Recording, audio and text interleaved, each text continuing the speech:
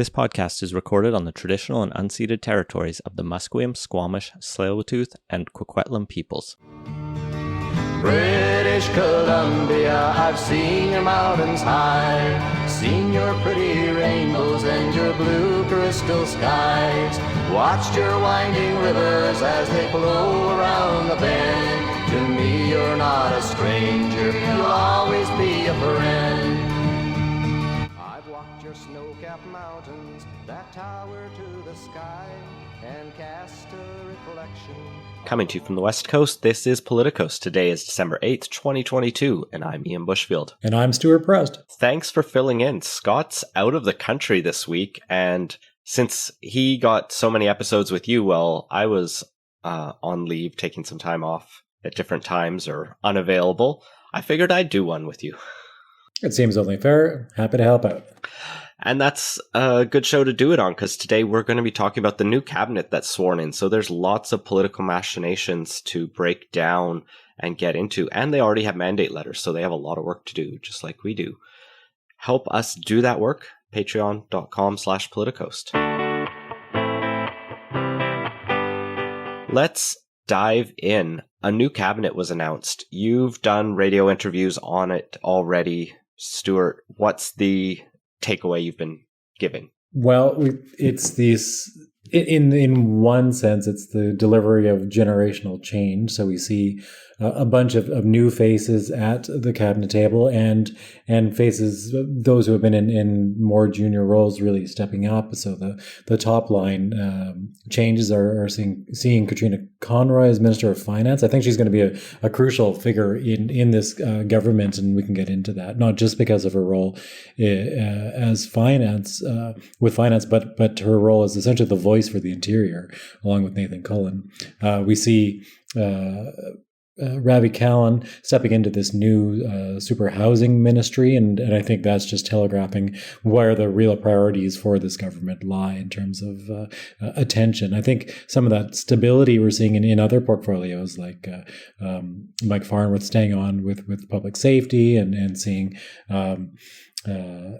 folks stay on, Mitzi Dean staying on with children and family development, and seeing Murray Rankin staying on with Indigenous affairs and reconciliation. These sorts of assignments suggest that I think there are areas where the government just wants to keep on keeping on. They just really want to maintain the direction. I think health gets thrown into that basket as well, with Adrian Dix hanging on as health minister, and where we're really going to see the flash and the bang of this government comes in places like housing and perhaps on climate readiness. And so we see Bowen Moss stepping into a full cabinet role finally there. Yeah, that was really interesting. We knew the new housing ministry was coming, and we'll talk about that in a minute. But the other new ministry to expand cabinet slightly was this emergency management and climate readiness. Previously, emergency management, I think, was tacked on to Mike Farnworth's role as public safety. It kind of makes sense there. But I think the goal here, reading the mandate letter, is to create something that is a ministry about resilience, I guess, is probably the best way to put it. Right. I think we have it, and now it's interesting. We have, I think it's 3 different cabinet posts where something to do with climate is in the name. Right. We have obviously the Minister for Environment and Climate Change Strategy, George Heyman, but now we have Energy, Mines, and Low Carbon Innovation, Josie Osborne, and Emergency Management and Climate Readiness with Bowen Ma. And I think to some extent that's a bit of advertising and branding, but I think it also speaks to the reality that we have to deal with the realities of changing climate and attempts to move to a low carbon economy as distinct facets of living with this changing climate. We want to be part of the global effort to reduce emissions and to curb the speed with which the temperatures are rising around the planet, but we also have to deal with the fact that they are rising, and we are going to continue to see these effects. It really is no shock to anyone in British Columbia at this point, whether we look at what happened in Lytton with fires there, or we look at what happened on the Coquihalla. And so I think there is a certain amount of good sense in that, along with the political branding. Yeah, I think one of the 4 pillars of Eby's first 100 days is climate, right? It's as well as housing, public safety, and the toxic drug crisis. he hasn't talked much about climate yet and what he's doing in the first 100 days, but I think with this new team, well, George Heyman is still there, but between Heyman, Josie Osborne in Energy, Mines and Low Carbon Innovation, and Bowen Ma in the new role, as well as it does tie into things like transportation, housing will come up in this, and a few other roles will get tied into this. Agriculture and food, no doubt. Climate change does touch everything, as it turns out. So the change and some of the that mix, right? That mix of experience and new voices, it left a lot of the pundit class kind of confused in many ways, but I think it is just that. It's that desire to try to feature some of the new people that Eby works really well with and wants to get along with. Selena Robinson moved out of moved out of finance to post-secondary education, where she's still in cabinet, but most have clearly seen that's a demotion. You know, I love universities. We both think they're very important, but it's hard to make the case that post-secondary education is as critical to the province as the Minister of Finance.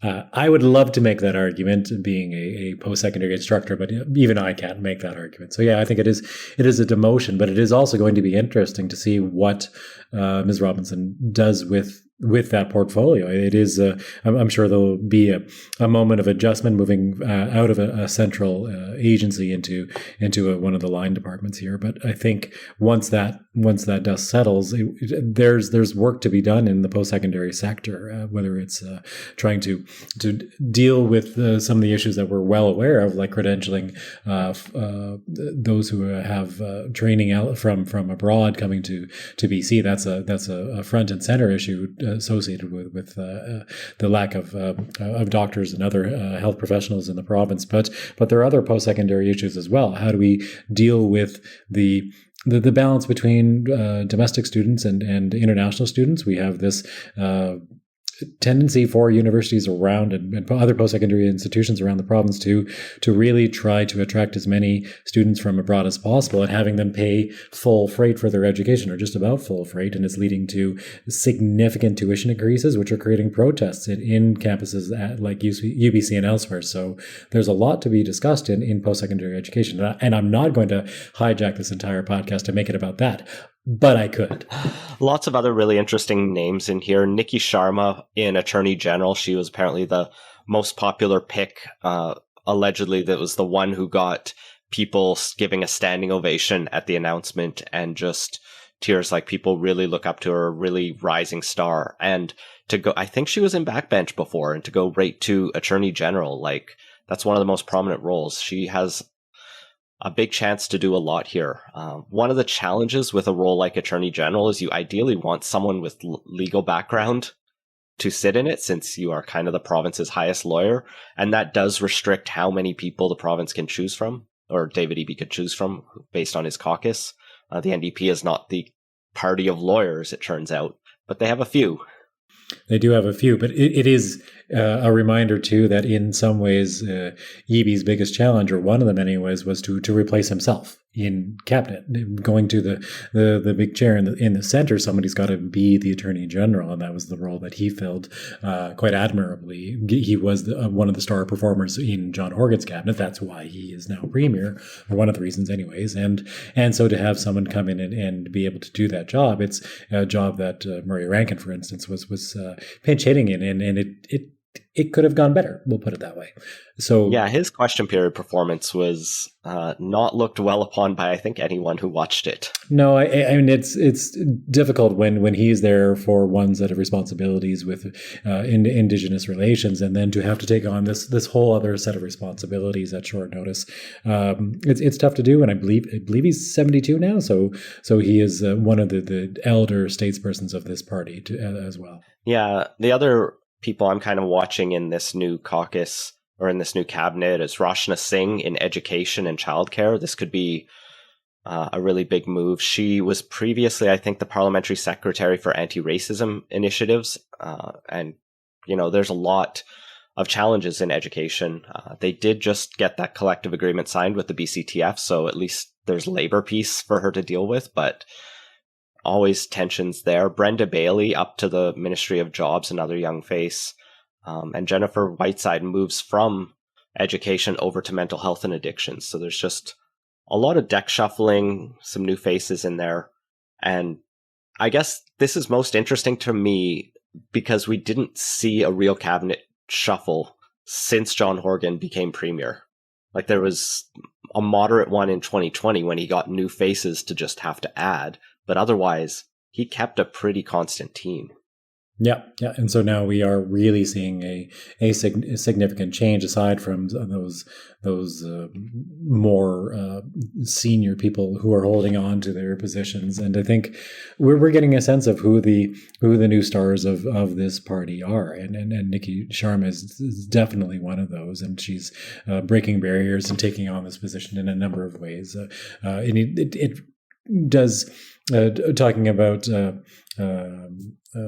Rashna Singh, brings up the way in which this cabinet seems to be constructed for both the policy but also the politics. And I think we are seeing a real effort to hold on to any the gains in Surrey and elsewhere south of the Fraser. But there's a pretty heavy, pretty decided regional disparity in terms of where people are coming from in this cabinet. So we have four ministers from Surrey. We have another 4 from the Fraser Valley. We have 5 from Vancouver, 6 more from north of the Fraser River, and 7 from the island. So these are areas of NDP strength. It makes sense that this is where the ministers would come from. But it's also areas where they're really trying to I think hold on to some gains in the election, particularly south of the Fraser. Yeah, it's always that challenge of building a diverse cabinet, right? You need to make sure you have all the regions covered in your first past the post system. This is a gender balanced cabinet, which is good to see. Someone posted the BC Liberal critic portfolios, and I didn't have a chance to go through them very thoroughly and see who moved where. But my initial take was, oh, that's not gender balanced. Then someone else pointed, no, that's their entire caucus, though. And it's like, all right, fair enough. They are male dominated. They can't gender balance that unless they just strip a bunch of roles away. That's right. But I believe in this cabinet, women actually outnumber men. And so we're beyond the this is 2015 mindset. It's not a question of trying to aim for exactly equal parity. It's putting the people in the positions where they're going to excel. And a lot of these tough jobs in front of government, women are the ones doing it. And it's not that they couldn't have been the ones to do it before, but it's not even a debate. It's just getting on with work. And I think that's worth celebrating a little bit. It's worth noting that it's remarkable that it's not terribly remarkable anymore. Indeed.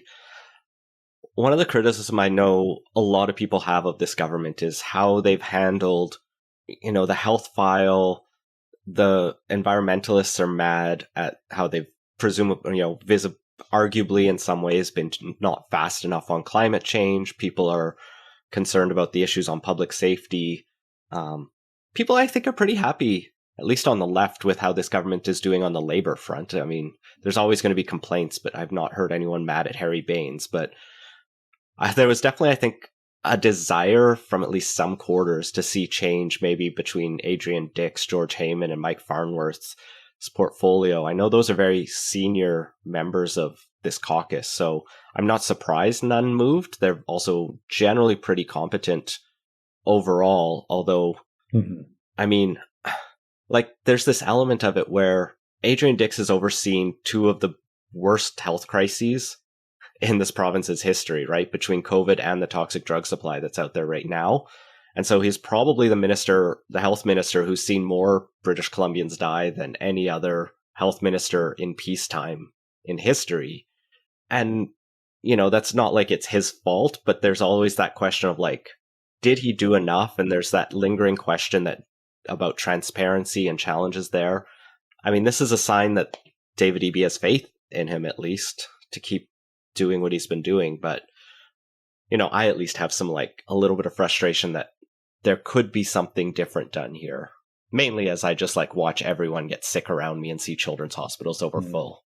Yeah, I think so the three that you mentioned, Heyman Environment and Dixon Health and Farnworth in public safety, they're all notable for being in files where essentially this government cannot please everyone, that they're going to make some people mad. And I think it's absolutely fair to question the government on whether they're doing enough in the very vaccine heavy, but say masking light strategy that they've settled into since the beginning of 2022. And I think that seems like that's a pretty permanent change. We just get no indication from Dr. Henry that changes in the offering on that front. That rather she is permanently sensitive to not trying to put additional impositions on people. It just seems like that's not a direction the government wants to go in, barring some sort of catastrophic new development, I think. So I think it's a reflection of the thinking of the department as a whole, or at least the unelected chief figures as well. So I don't think it's just Dix, although Dix ultimately bears responsibility for it. But I think it seems like my reading is the consensus for greater action broke early 2022, and that is something that broke across the country, and it was not necessarily driven by the convoy in Ottawa, but that was sort of one of the moments where it really broke out into the open, this mass questioning of the direction of the country. And I think governments are just incredibly leery about doing anything to stoke those fires again. And I don't know that's the greatest basis for policy making. You don't want to be making policy from a position of fear, but it seems, I think it is also reflective of this idea that so many people are just wanting to get on with their lives, and they're not really willing to entertain restrictions to safeguard the lives of their fellow citizens. That's where they are, and so for Dix to do more, I think would probably keep a portion of the population safer, but it would still create this renewed animosity that they seem so anxious to avoid. Indeed, even without the public safety or the public health restrictions angle, I'm just frustrated at the transparency angle. But we can move on from there. Let's spotlight that for 1 second, because that is, if you wanted to have a broad criticism of this government as a whole in all its dealings, transparency is really bad, whether you're looking at access to information requests and making those just harder to obtain, just the lack of really transparent numbers, despite the endless urgings of the province's data journalists and others who are just trying to make their own informed decisions. It's just, you can make data transparent, and it can help your cause if it's reflective of the balance that you're trying to achieve. You can make it tell the story you need to by giving people access to the same information, or at least good information, the substantive information that will help them make their choices, because particularly when the province is not taking more aggressive action, and it really is up to people to keep themselves safe, there's really no excuse for not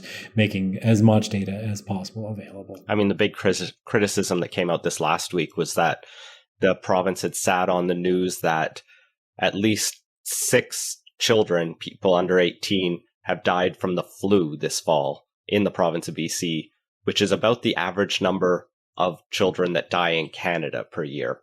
And there's all kinds of reasons that we can figure out why that's happened, but it's a tragic number that the government had to go, oh yeah, I guess that actually is true that you found out media via backroom sources. And then they were kind of forced into transparency, and it's just disheartening. And that's the sort of, there's no reason to be forced into those positions and to make yourselves look bad. Just be proactive with disclosure. You will help yourself, rather than making it look like you're hiding something. Being upfront about, yes, this is a very bad flu season. This is why you need to go get vaccinated, get the flu shot, to try to keep this from becoming more of a widespread problem. If you are sick, stay home, because it is so serious. It actually helps them make the public health case. So go and make that case, and allow families to make their decisions and to be worried. those, particularly those who are in any way immunocompromised, or those who face additional health concerns, and those who are healthy, people need to be aware of the risks that they're facing, and then they can make the decisions that are right for them. But if you don't give the information and you don't make the decision to be more careful on their behalf, then really you're doing a disservice. Well, let's jump back to cabinet and to the people not in cabinet. The NDP caucus is large enough, they can have 24 odd, I don't have the number in front of me, people in cabinet, plus another dozen parliamentary secretaries who we won't get into, but there's a dozen people who got nothing. Raj Chauhan remains speaker. Spencer Chandra Herbert, as far as I know, is remaining deputy speaker. But there's a few people who are out. Notably, Katrina Chen specifically asked to not be in cabinet, and she went public with the fact that that is relating to longstanding trauma from gender-based violence that she's been a victim of, and so we wish her well in her recovery from that. Very brave to speak to that and not just say personal reasons, not that she had to. George Chow and Nicholas Simons are also out of cabinet. I did look up both of their ages. Chow is quite old and has been around for quite a long time in caucus. And Nick Simons as well is, I think, veering on 65. So I can see why neither probably wanted a role again, or maybe they didn't get on with David Eby. But I could see both not running again in the next election. John Horgan's not anything. So that really, there's it's appointed. You're not getting anything to Finn Donnelly and to Ginny Sims and to just a couple of others who essentially don't have a reason to be be a backbencher. And so it's a very large cabinet considering the size of the caucus. I guess there's a lot of work to be done, but you have to. I do wonder how Finn Donnelly is feeling today. Yeah, his previous role was like parliamentary secretary for fisheries, and I did see him speak to that role a couple months ago. He did a lot of work on fisheries when he was a federal MP, and he cares a lot about fish. I can tell, personally, that is his thing. I think he worked in an environmental NGO before he was an MLA, and he worked on fisheries issues. And so he was very excited about it. And so that has to be disappointing to him to not get to continue to be the fish guy. Although I'm sure he can still speak to it in Victoria. But yeah, he can join Michelle Babchuk, Gary Begg, Ronore Leonard, Mike Starchuk, and Henry Lau in the backbench. It feels like most of the younger MLAs did get roles, though. Yeah, I think there is the sense of a new guard, and so it is not surprising that we see some of the older MLAs who are I would not be surprised if they're not running again or just beginning that process of moving themselves out. I would be interested to see.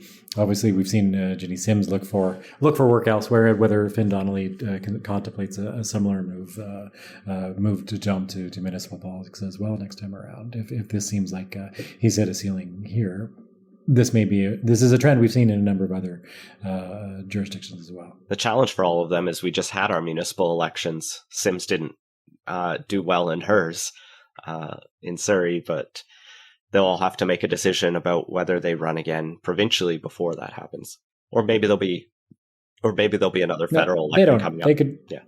They can just wait until a new job comes on and then run for that one. Well, they all have lots to do. Along with the announcement of the council and the cabinet, the mandate letters have already gone up. And what I love about the buried website where these are all hidden on the government, they're not hidden, but it's not like the most obvious how to find this. They've posted the mandate letters before they even have headshot photos of every cabinet member, which I just found amusing. Some of the cabinet pictures are also quite out of date, and people look much younger than they are today, like Adrian Dix and others, but we all wish we fairness, could. My photo on LinkedIn, I believe, dates from the 2000, the 00s, so it does happen.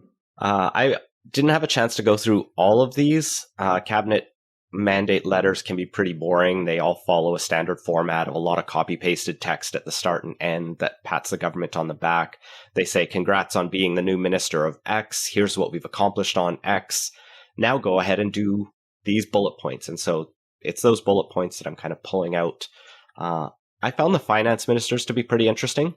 The big question is, they brought in Katrine Conroy seemingly out of nowhere. Like, she is a longtime caucus member and someone who's held multiple cabinet portfolios, but pretty much everyone went, I didn't have her pegged as coming into finance. And so the question is, what is she going to do with this new role? And she's been given a number of new avenues to go after. And thanks to Selena Robinson, she also has $5 billion to spend as she goes on this. But some of the first things that David Eby has set out is trying to basically bring in more money. The first section surrounds housing, so it targets trying to expand the speculation and vacancy tax, bring in an effective flipping tax, and do a couple other things to really crack down on housing speculation or any kinds of actions that are deemed, I guess, predatory in the real estate market. Mm-hmm. Well, I think this is an indication that the things that matter, whether we're talking about finance or whether we're talking about housing, whether we're talking about probably half a dozen other portfolios, it's housing.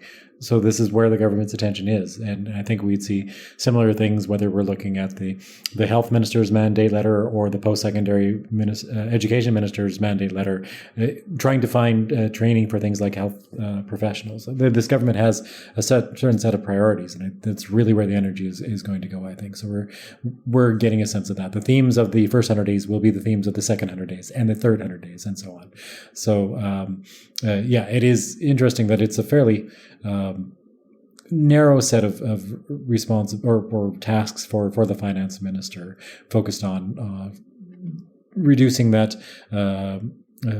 demand side equation for housing. And again, it's something that the government is already doing in a number of ways, and so we're just incrementally changing things further at this point. And that's not going to be the thing that tips the balance for housing affordability in the province, but as part of the effort. It's not just on the demand side, Stewart. Also in her letter is to finally deliver the long-promised renters rebate that was in the 2017 platform, that was in the 2020 platform, but it's 2022 and renters still don't have their $400 a year, I think it is, of cash back from the government. Maybe next year. Well, this may be the year, and that $400, $500, whatever it turns out to be, that's money in your pocket. And sure, it's no homeowners rebate on property taxes or anything like that, but it's something. And the other big thing, and it's also related to housing that I saw in here, is that she's going to be working with the Minister of Housing to establish a rental housing acquisition fund. And this is described as something that will support nonprofits to purchase affordable rental buildings for sale and protect renters from being displaced from their homes by big corporations. I think the idea is basically this low-rise or mid-rise apartment building that's full of rentals goes up for sale because some, corporation doesn't want to maintain it anymore, and a nonprofit society can take it over with some funding from the province and run it as a continual rental building, which is actually, I think, a pretty novel idea. Yeah, I think it's another one of these ways in which they're really trying to maximize the efficiency of the current housing supply and make sure that it serves the actual the greatest need within the housing market. So trying to ensure that wherever there are units that are available, that they are being made available to renters in a reasonable ongoing basis. It sounds like it's a good policy, and it emulates some things that we've seen Vancouver try to do as a city. But I think having provincial support for that kind of initiative can make it substantially more effective. And I think that leads us into Ravi Colon's mandate letter as Minister of Housing. He's got a lot to do because the government is very committed to building a lot more housing, and so a lot of this seems to work in the ideas that David Eby pitched during that brief period where we had a leadership race and he released one policy and it was on housing. And then people went, where did that go when he released the Housing Supply Act? And that focused on a couple things. So Colon has to deliver a refreshed housing strategy that's partially already underway. So there'll be a BC Builds to build housing for middle-income families, resolving landlord-tenant disputes faster, that rental housing acquisition fund, really working with local governments to crack down on Airbnbs. And I think the big thing in here is legalizing secondary suites province-wide. That won't make a big difference, I think, in Metrovan. Most of the communities around here do allow secondary suites and basement suites. They aren't always done legally, but they are allowed. And to also, Cologne will be allowed to expand the number of units allowed to be built in cities using single-family home development permit processes. That one's a bit vague to me. It kind of reads like allow more single-family homes to be built, but I think he means build denser within single-family zoning. Yeah, I think it's suggesting that there would be a minimum, so duplexes where single-family housing is currently allowed, or triplexes, and so it's yet another way. It sounds like it's trying to get the province to the place that Metrovan largely is already, and so that's laudable, but it's also not going to solve this situation in Vancouver, where it is most acute. Yeah, the rest of it's a lot more vague. It's things like, move forward the Housing Supply Act that was just passed, that fast tracks or sets the targets at municipalities and make sure they actually meet them. Work with the Minister of Transportation to make sure there's transit-oriented development built around transit stations. This might tie into the powers the province gave TransLink and other transit agencies to build near transit hubs. But we don't have a lot of specifics here in the meantime. So some promising stuff. It's good to, set those rules province-wide and make sure that those extra rentals can be opened up. Yep. Yeah, the test piece here. Go ahead. No, it's good. So you say you're testing, I'll say the real.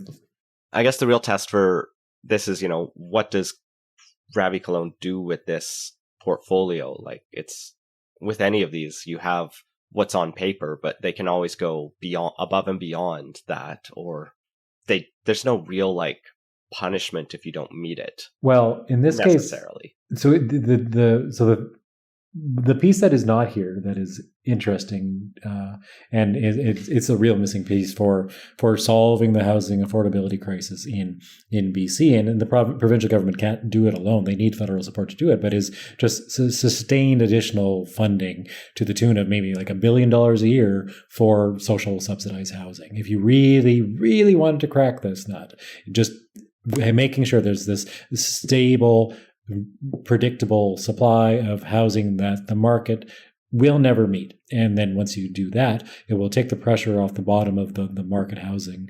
market housing market, and it will start to turn the ship around. But it's a significant financial investment, additional capital investment, and there would be returns on that, given that it would be building real assets within the province. It would be returned to the way in which things were done in the 1990s and prior to that. But it was always done with federal support. Federal government had much greater funding capacity in those days relative to the provinces. The provinces do collect more revenue now. They are more capable of doing some of that work on their own, and so I think that would be one of the things that I would continue if I were a journalist on this file, for instance. I would continue to ask about that, because it seems like it's one thing that the province is doing. It is building some subsidized housing in the province, but it's not enough to address the shortfall from the 1990s, when that process really ran aground and then was not reignited until just the last few years. So we have this unmet need that needs to be addressed. And if you really want to deal with the problem, then that has to be part of the solution, this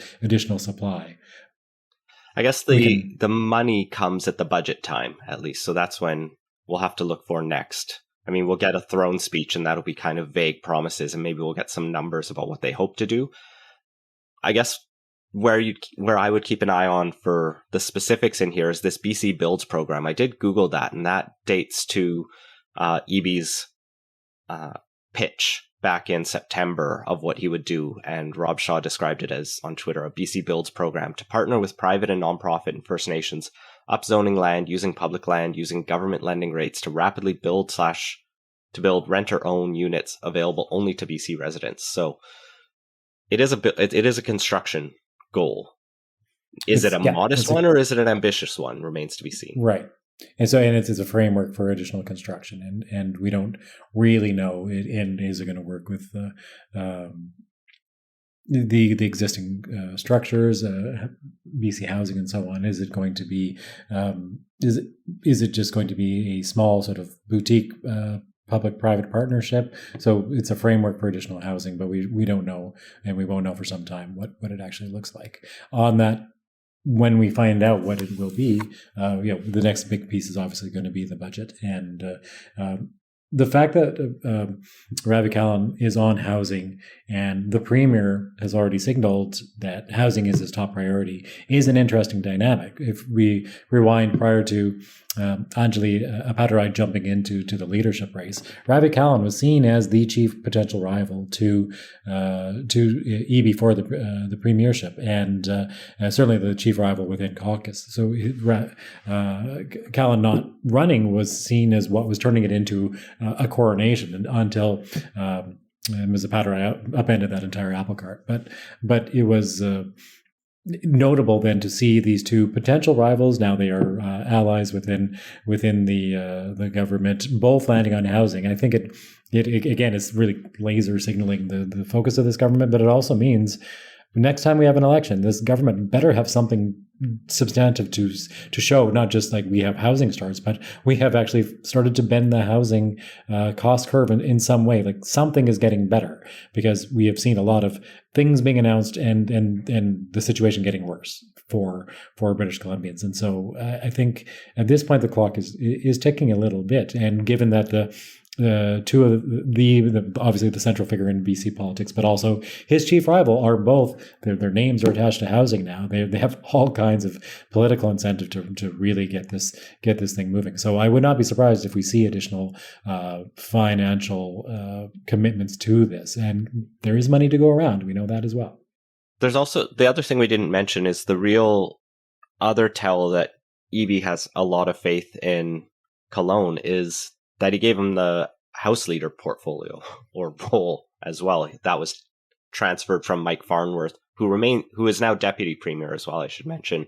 But Kahlon gets House Leader, and so that gives him a lot of internal, unseen power in terms of who gets question period time, and these kind of inter-caucus dynamics go to him now, and that, right. It's a very important high-ranking role. The logistics of getting the business of government done in the legislature, that is up to Mr. Kahlon now, and so how he performs in that role will determine the success of the government. So Eby has really put his faith in that relationship and in his ability to perform. So again, we know who the central figures are.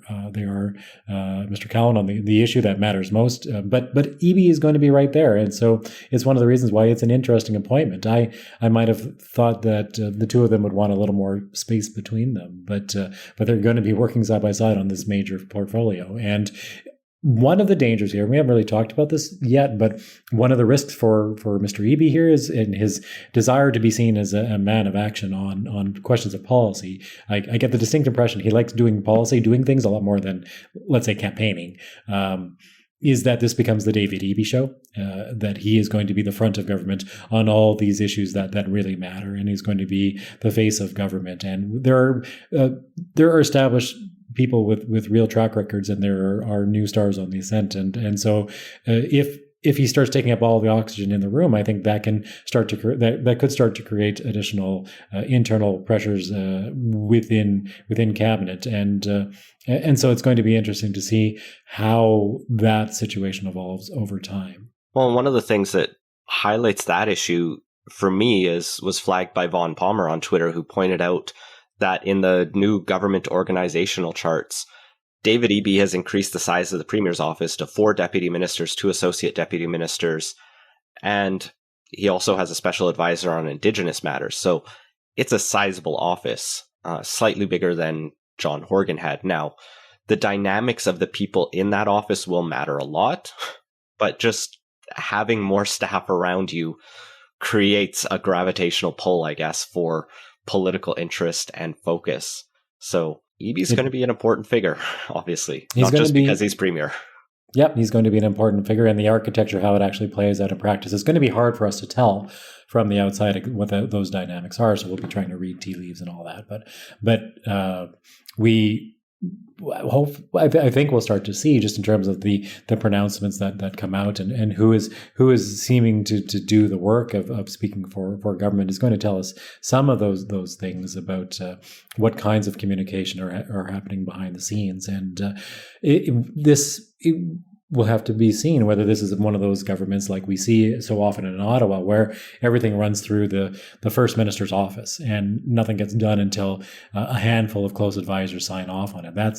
That allows for a strong centralization coordination of government, but it also becomes a narrowing of the bandwidth of government. If the same 6 people have to be in on every decision, there's not going to be there's only so many good decisions that are going to be taken, and things can tend to pile up. And the federal government's seeming sporadic attention to issues that would seem to be kind of important, like providing passports, I think speaks to sometimes the limits of bandwidth from that centralization model. And so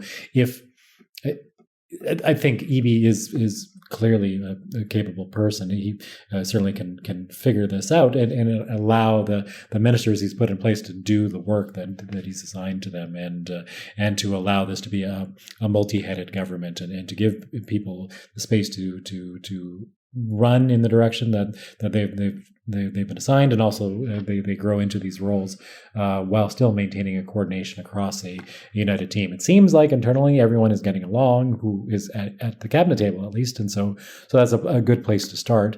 And if that coordination and an era of good feelings can continue, then it can be a successful government. But you can see where there are some potential challenges they're going to have to work around. Well, jumping from building homes to building, I guess, roads and transit, let's talk briefly about the Transportation Minister's mandate letter, Rob Fleming. And I guess this ties into Dan Coulter, the new Minister of State for Transit. They're very overlapped roles in this situation.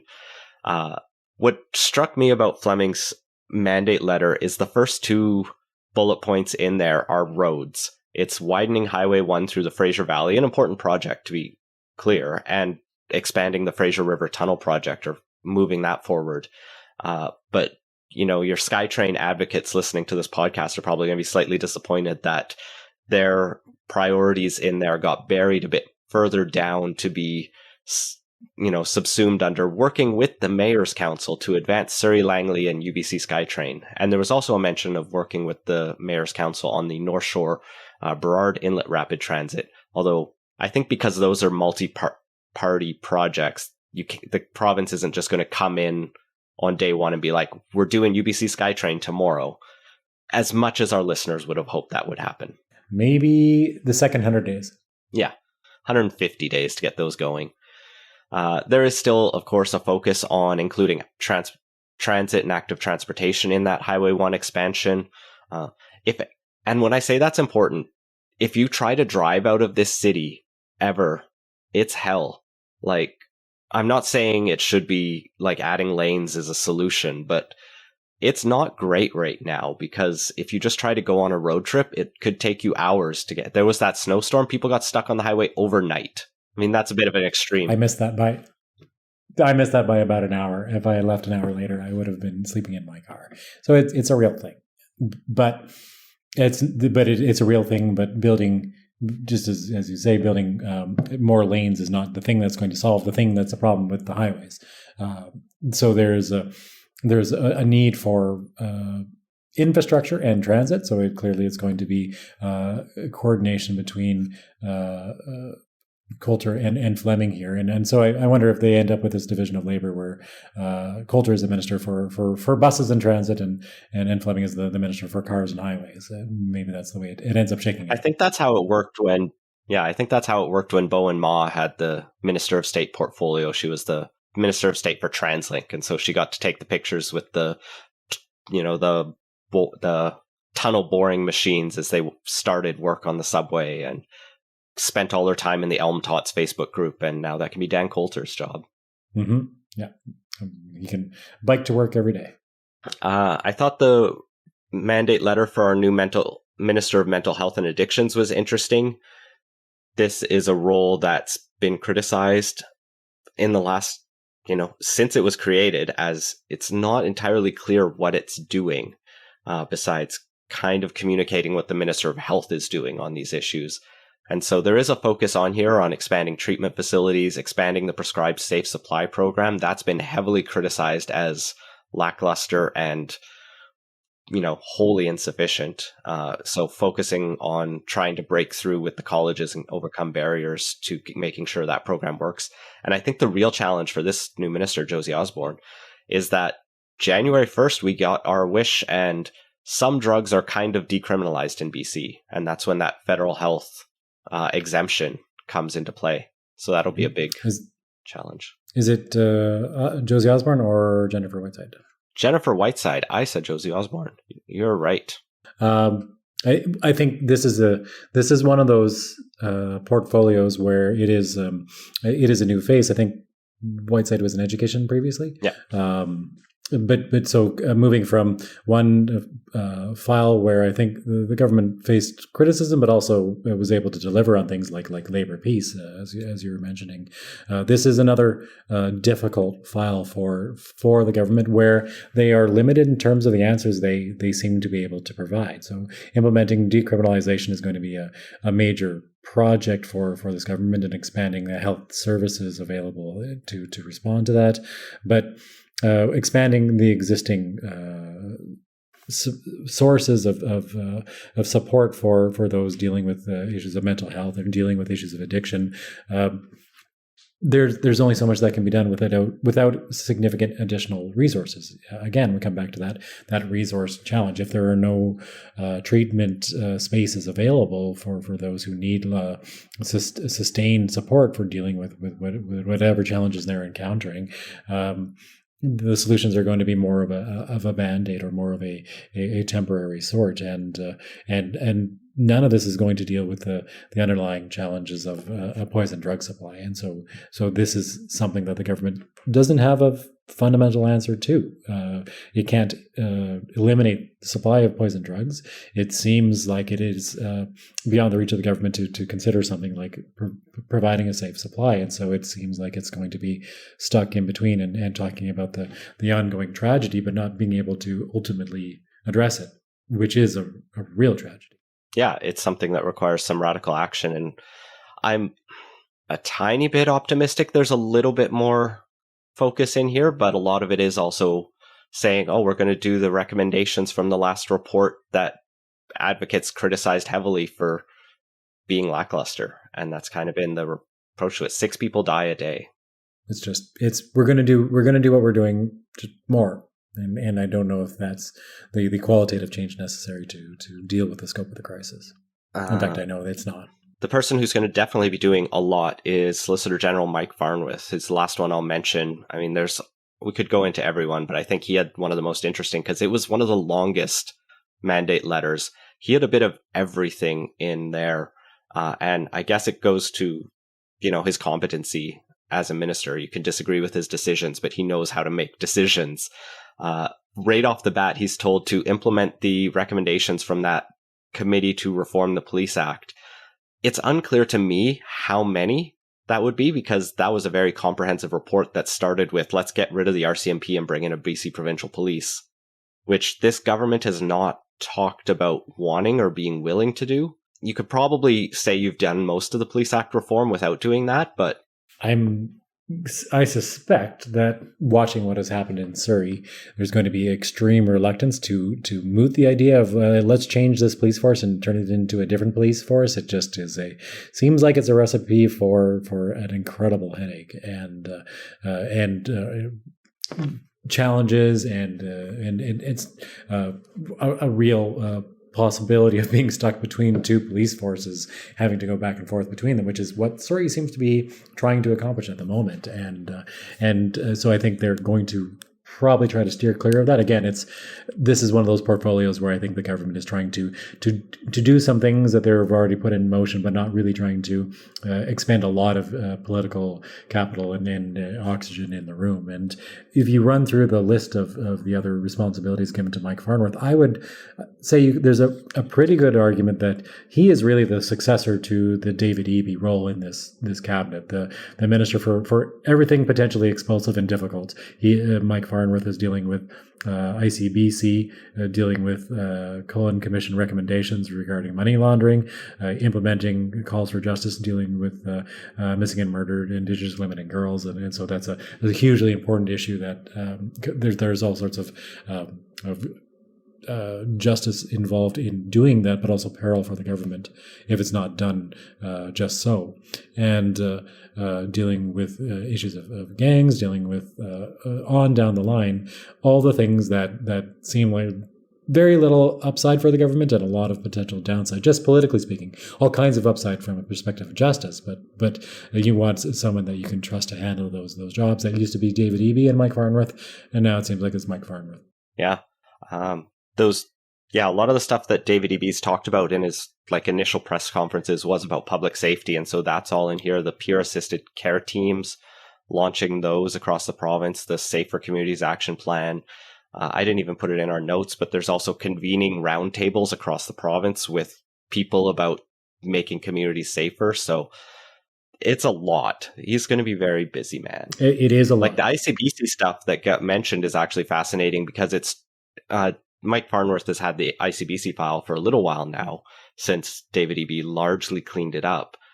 I mean, people will vary in their opinion of that, but what got mentioned here is that Farnworth needs to improve the ICBC experience for pedestrians and cyclists involved in vehicle collisions. And this dates back to the infamous Ben Bolliger, I think, Twitter thread after he was hit by a car while cycling and then faced a bill for damaging the car, I think is roughly what happened. And he ended up fighting it and was righted in the end. But it took a lot of him publicly shaming the government, saying, I'm in hospital and ICBC is sending me a bill. This is not okay. Mm-hmm. Yep. Although it also is evidence that one person, I mean, it is not the situation you want anyone to be in, but one person really being vocal that something is not right can make a difference. Government can be effectively spotlighted and perhaps a little bit shamed into taking action. One other point to make there, just generally within the portfolio, there's a lot of things that are going on in the province that are not necessarily going to be making it into a mandate letter that the province really needs to pay attention to on issues of policing.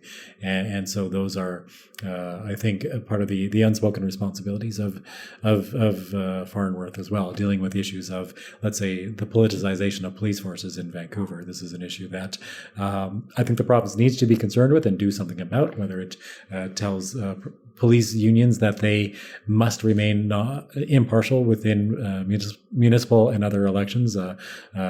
That's going to be a controversial action, but I hope we hear calls for it to happen because it needs to happen. Having a politicized police force does no one good, neither the police nor the policed. Well, and I think it's worth reflecting on the fact that the public mandate letters is a very modern phenomenon, right? It's only been around for a few years. And when something from government becomes public or is intentionally made public, it's a comms document, right? It is communications and PR tool. So they're not going to put the dirtier and things that, need to get done but are hard to say kindly, I guess, in there in the same way. And so everything they're going to talk about is the stuff they're going to spin in the most positive way. And so, we're going to fight police corruption might be something you could say, but they probably just wanted to avoid starting a fight there when they might be able to deal with it a little bit more quietly. They're hoping. But you're right. They're all exercises in communications, and we do get a sense of government priorities and the sense of things the government wants to have done and to be talked about, and then it's up to citizens and those who are speaking on their behalf and doing reporting on this to really keep these other issues in the limelight. Even if the government doesn't want to talk about them, they do need to be talked about. So just to kind of turn us to close out the show, I found the latest Angus Reid Premier Approval Rating Survey. This came out just yesterday, actually, and the data was done. Oh, why didn't I get the number right in front of there? Earlier this month, I believe. These come out pretty quick. Here it is, November 28th to December 3rd. David Eby is moderately liked among the premiers. He's kind of middle of the pack with 46% approval. He's no Francois Legault with 57%, but he's also doing a heck of a lot better than Stephenson out in Manitoba, who only 26% like her. Very funny to me is that Eby is just ahead of Danielle Smith in Alberta, who has 42% approval. Notably, a lot of people really don't like Danielle Smith, and the highest kind of feeling about David Eby beside moderately approve is, I don't know, not sure. So there's not a lot of strong disapproval numbers for him. He's got a plus 20 positive versus Danielle Smith. I think it's like minus 11. A good way to start as a premier, I guess. Yep. I think there are worse places to start from. And this is always the challenge of being a leader coming in midstream. This is a government that is no longer a spring chicken. They are now responsible for what is going on in the province. They can try to blame the BC Liberals or the BC United, whatever the name will be that particular week. But it is their government, and these are their files. And if housing costs are high, that it is up to the BC government, which is the NDP, to have done something about it at this point. And so I don't think he's going to get a honeymoon. I think he's going to be judged on what the government does from here on out and has done to this point. And I think that gives him some room to maneuver, so he clearly does not have the extreme dislike that Danielle Smith does. And these numbers are recent, but I wouldn't be surprised if that number of strong disapproval for Smith has increased even more since we learned what is actually in the Sovereignty and in a United Canada Act. But that's for a different podcast, I suppose. That's even changed since we last talked about it. Yes, it changes and changes again. It's hard to keep track of, other than it is a mess of a constitutional grade. For Eby, I think that's something he can work with, but the margin for error is limited, I think. It's a good place to start, though, with people either liking you or not being sure, as opposed to moderately liking you or hating you. Yeah, and so I think it's good news for him. Lots of room he can do with the big surplus he's inheriting. And he just needs to get on with the work that, he set out for all his ministers. Yeah, I think something that will potentially work in his favor is his philosophy of government, I think, lines up well with the current public mood. So this is going to be a little extemporizing, but I think I'm right here. One of the ways in which to interpret the municipal elections that we just saw in BC was that people really want government to do stuff. It's not like they really want a left-wing government. They really want a right-wing government. They want an effective government. And where we saw incumbents really punished at the municipal level, it was where there was a lot of dysfunction.